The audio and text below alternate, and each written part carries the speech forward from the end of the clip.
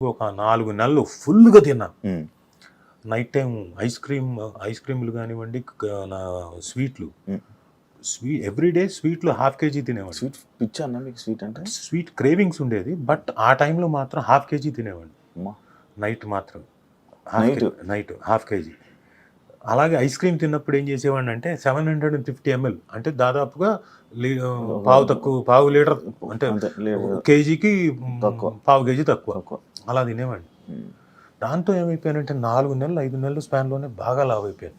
నాకు తెలియకుండా లావ్ అయిపోయాను. షుగర్స్ కదన్న ఫుల్. ఇప్పుడు సన్నగా అవుతున్నాం మళ్ళీ కష్టం. కష్టపడి కడుపు మార్చుకొని.